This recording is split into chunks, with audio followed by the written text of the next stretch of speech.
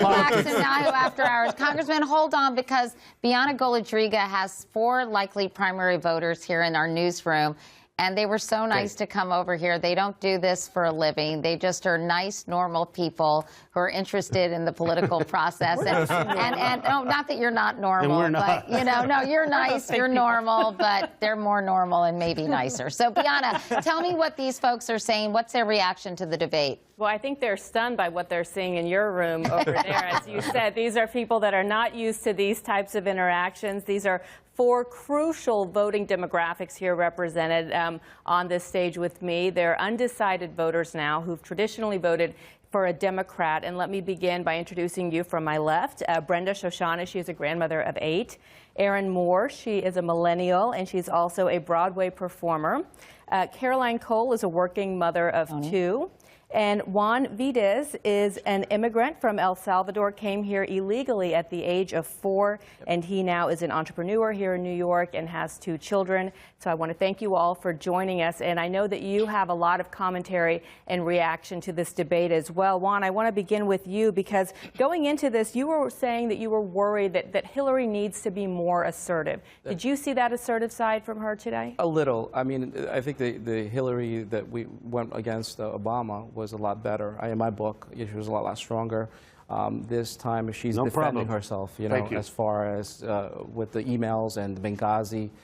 You know, she's like on an apology tour, so to speak, you know. And one of the commentators said he was right, that, you know, one of the things is you don't, you know, to get rid of, to stop, you know, reinforcing the issue, because then it becomes an issue. Then it keeps on talking about it and takes away from the real focus of the issues of what's going on in this nation.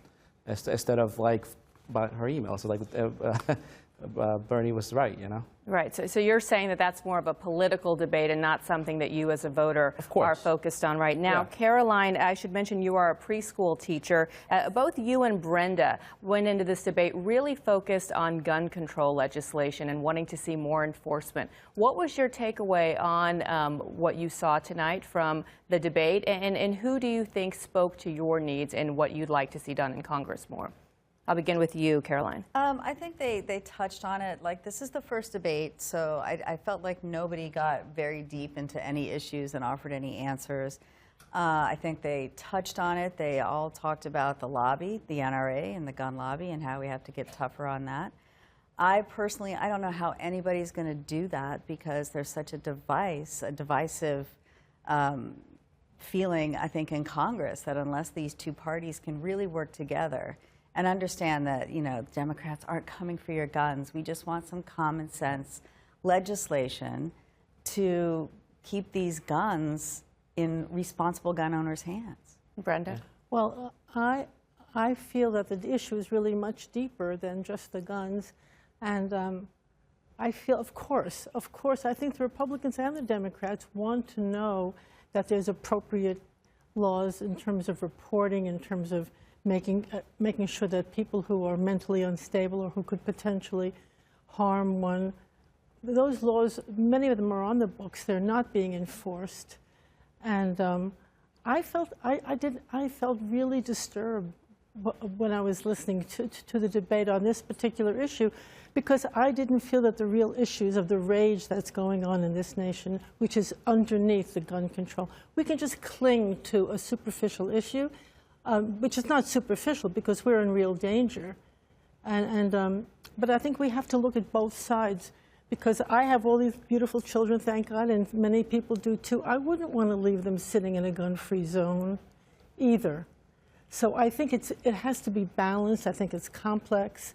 I think this was too pat for me, you know, the party line. I'm an independent person. I don't like the party line.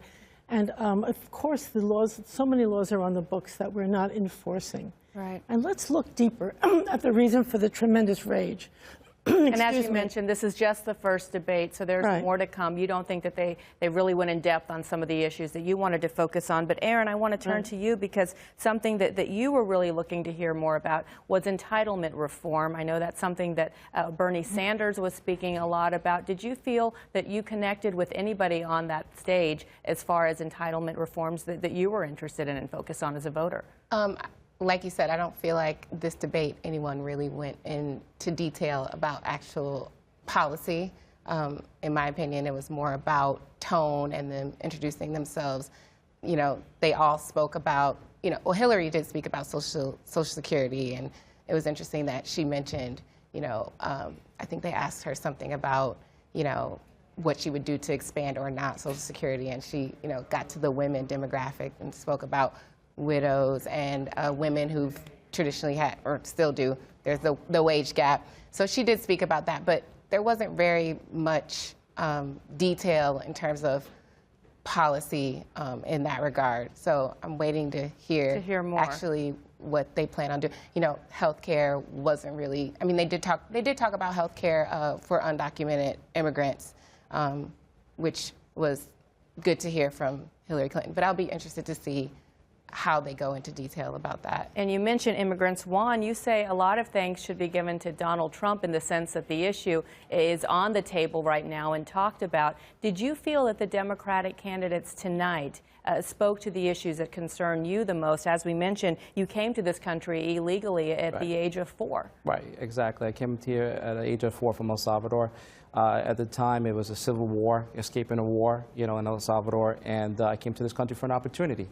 And it wasn't until 1986 that President Ronald Reagan gave amnesty to 300 Salvadorians and allowed my family to go through the naturalization process of becoming a U.S. citizen. And now, you know, I own my own home, I have my own business, and I'm an entrepreneur.